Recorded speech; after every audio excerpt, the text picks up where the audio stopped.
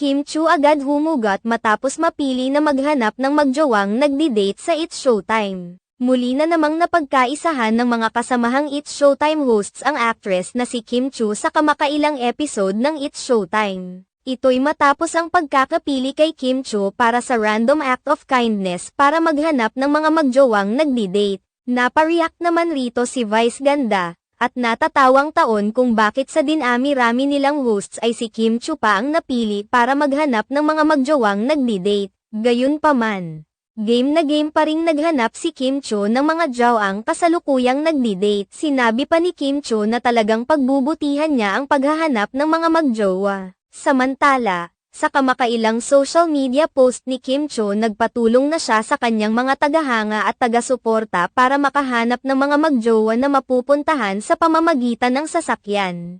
May mga nagkomento naman sa post ni Kim Chu kung saan ibinahagi nila ang larawan nila ni Paulo. Kaagad naman itong sinagot ni Kim Chu na sobrang busy umano nilang dalawa kaya naman iba na lamang ang irekomenda. Bukod pa rito, hindi naman umano kailangang nila ni BMC ng ayuda dahil naipa-reserve nga nito ang buong EK.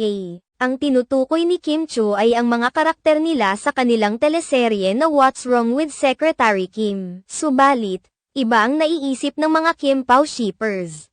Hinala ng maraming fans na unti-unti na umanong inaamin ni na Kim Chu at Paulo Avellino ang kanilang pagmamahalan. Inuunti-unti lamang umano nila ang pag-amin sa kanilang relasyon dahil pareho silang nagmula sa isang hiwalayan.